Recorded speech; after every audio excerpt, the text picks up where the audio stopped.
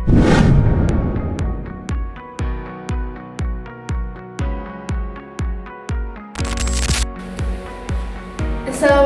warahmatullahi wabarakatuh. Perkenalkan, kami dari kelompok 11 Analisis Kebijakan Publik akan mempresentasikan hasil kerja kelompok kami dengan judul Meretas Ketimpangan Pendidikan di Kabupaten Bintan yang beranggotakan saya, Medita Prasastisa Dewi dengan NIM 2305020016 dan rekan-rekan saya Sarfina Juliana dengan NIM 2305020040. Saya Putri Aprilia dengan NIM 2305020046.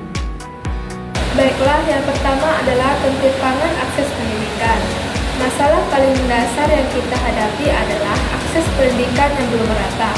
Sekolah-sekolah masih banyak terkumpul di pusat kota. Tapi bagaimana dengan anak-anak yang tinggal di wilayah pesisir atau di pulau-pulau kecil seperti Mantang, Tambelan, atau pulau-pulau terluar lainnya? Banyak dari mereka harus menyeberang laut atau berjalan jauh hanya untuk sampai ke sekolah. Bahkan ada yang tidak bisa sekolah sama sekali karena tidak ada fasilitas di dekat tempat tinggal mereka. Nah, solusi yang kami tawarkan yaitu membangun sekolah baru di wilayah-wilayah terluar dan belum terlayani. Kedua, menyediakan transportasi gratis bagi siswa yang tinggal jauh dari sekolah. Melakukan pemetaan wilayah prioritas pendidikan secara menyeluruh melibatkan Bapeda dan Dinas Pendidikan. Ini kami anggap sebagai prioritas paling tinggi karena tanpa akses tidak ada pendidikan.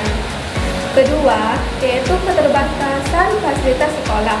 Lanjut ke masalah kedua, yaitu fasilitas pendidikan yang belum merata.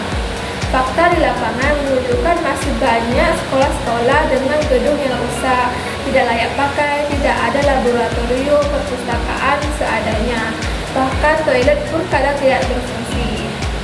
Bayangkan bagaimana anak-anak kita belajar dengan nyaman dan berkualitas karena kondisi fisiknya saja tidak mendukung. Lalu solusi yang kami terapkan untuk masalah ini yaitu renovasi total sekolah-sekolah yang rusak. Yang kedua, pengadaan fasilitas dasar yaitu laboratorium IPA, belajar terbaru, toilet bersih, dan alat ajar digital. Nah, ini masuk ke prioritas menengah tapi dampaknya besar terhadap kualitas belajar. Nah, yang ketiga yaitu kurangnya guru di daerah terpencil. Selanjutnya, kita juga menghadapi kekurangan guru terutama di daerah terpencil. Banyak guru ditempatkan di wilayah pinggiran karena berbagai alasannya, yaitu akses sulit, fasilitas terbatas, dan tidak ada insentif khusus. Akibatnya distribusi guru jadi tidak merata. Ada sekolah dengan 1-2 guru saja untuk semua kelas dan semua mata pelajaran. Nah, solusi yang kami berikan yaitu memberikan inovatif khusus bagi guru yang mengajar di daerah tersebut. Yang kedua, menjalankan program ikatan dinas untuk calon guru daerah kuliah dibiayai lalu kembali mengabdi di kampung halamannya. Ini juga kami klarifikasikan sebagai prioritas menengah. Nah, yang keempat yaitu kualitas guru masih perlu ditingkatkan. Masalah lain yang jarang dibicarakan tapi sangat krusial adalah kualitas guru, di mana banyak guru yang mengajar tidak sesuai dengan bidang keahliannya, bahkan pelatihan berkala atau sertifikasi seringkali tidak tersedia secara merata. Tanpa guru yang berkualitas, pembelajaran tidak akan optimal. Nah, langkah-langkah untuk memperbaikinya yaitu mengadakan pelatihan guru secara rutin dengan sistem CPD. Lalu yang kedua, melakukan monitoring dan evaluasi kinerja guru secara transparan dan berkelanjutan. Ini juga masuk ke prioritas menengah dan menjadi fondasi dari peningkatan mutu pendidikan. Baiklah, yang kelima yaitu rendahnya partisipasi masyarakat, di mana banyak orang tua masih melihat sebelah mata sebagai sesuatu yang tidak mendesak. Apalagi kalau kondisi ekonomi sulit, anak diminta membantu bekerja daripada sekolah. Kampanye pendidikan juga masih kurang menyentuh akar rumput. Nah, solusi yang kami berikan yaitu mengencarkan sosialisasi tentang pentingnya pendidikan terutama di desa-desa. Yang kedua, melibatkan tokoh masyarakat, LSM pendidikan, dan CSR swasta sebagai mitra dalam mendorong kesadaran. Nah, ini kami kategorikan sebagai prioritas rendah, tapi tetap harus dikerjakan untuk mendukung perubahan jangka panjang. Masalah selanjutnya yaitu biaya pendidikan masih tinggi untuk keluarga miskin. Nah, solusi dari masalah ini yaitu pemerintah dan lembaga sosial perlu memperluas program bantuan pendidikan seperti beasiswa, subsidi seragam, dan transportasi gratis.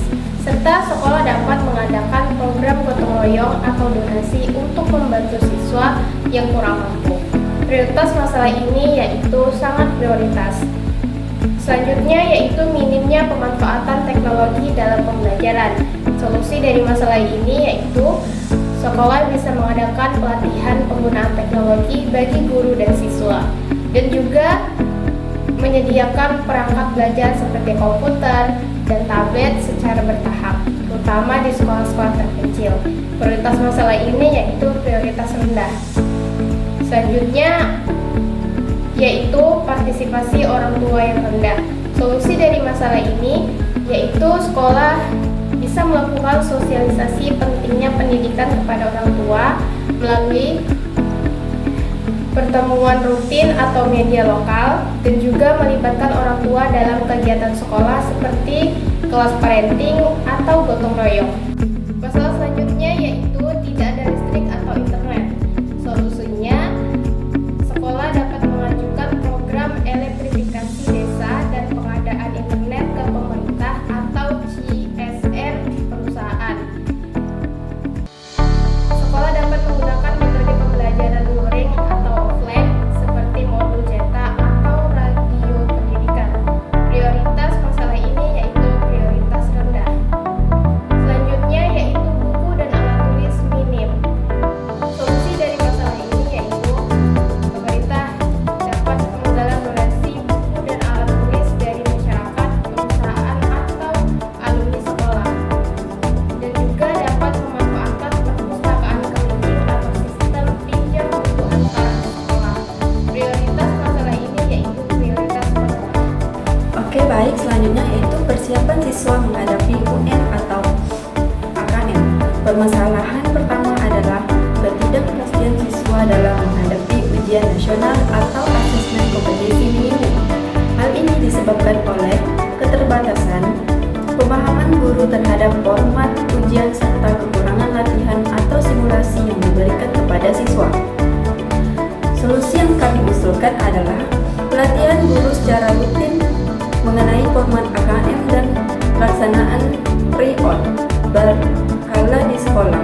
Stakeholder utama yang terlibat adalah Dinas Pendidikan dan pihak sekolah dengan dukungan kebijakan dari Kemendikbud. Permasalahan ini kami tingkat urgensinya 13. Oke, baik. Yang selanjutnya itu minimnya sekolah inklusi. Permasalahan kedua adalah kurangnya ketersediaan sekolah inklusi, sehingga anak-anak berkebutuhan khusus belum sepenuhnya tertampung dalam sistem pendidikan formal. Solusi yang kami tawarkan yaitu mencakup pembangunan ini, layanan inklusi di sekolah-sekolahan umum, serta pelatihan guru agar mampu menangani anak berkebutuhan khusus atau ABK. Pihak yang bertanggung jawab adalah Dinas Pendidikan, sekolah-sekolah luar biasa atau SLB, serta dari LSM yang bergerak di bidang pendidikan inklusif. Isu ini masuk dalam prioritas rendah dengan tingkat urgensi 12, namun tetap penting untuk mendapat perhatian dalam jangka panjang dan masuk dalam sektor pendidikan. Berikutnya menyangkut rendahnya daya saing sekolah menengah kejuruan atau SMK. Hal ini terutama disebabkan oleh ketidaksesuaian kurikulum dengan kebutuhan industri lokal. Solusi yang kami tawarkan yaitu adalah melakukan revisi kurikulum yang membangun kerjasama aktif dengan industri dan dinas tenaga kerja atau Disnaker. Pihak yang terlihat mencakup SMK, Disnaker, dan pelaku industri lokal. Data pendukung dapat merujuk pada profil tenaga Masalah ini juga berada pada prioritas menengah dengan tingkat urgensi 13. Oke, selanjutnya ketiadaan guru bimbingan dan konseling atau BK. Oke, masalah keempat adalah tidak tersedianya guru BK di beberapa sekolah yang menyebabkan kurangnya layanan konseling bagi siswa. Solusi yang kami tawarkan adalah melakukan rekrutmen guru BK dan memberi pelatihan dasar kepada wali kelas dalam memberikan pendampingan dasar. Stakeholder yang bertanggung jawab adalah Dinas Pendidikan dan Kemdikbud dengan dukungan data dari Dapodik 2024. Isu ini tergantung dalam prioritas rendah dapat dengan tingkat urgensi 11, tetapi sangat relevan dalam mendukung kesehatan mental dan emosional peserta didik. Oke, terakhir, terdapat minimnya kegiatan ekstrakurikuler di sekolah yang disebabkan oleh keterbatasan sarana serta tidak adanya pembina atau pelatih.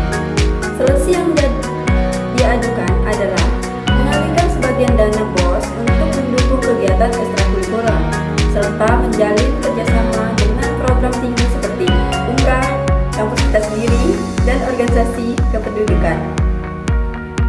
Pihak pelaksana mencakup sekolah, dinas pemuda, dan institusi pendidikan tinggi. Permasalahan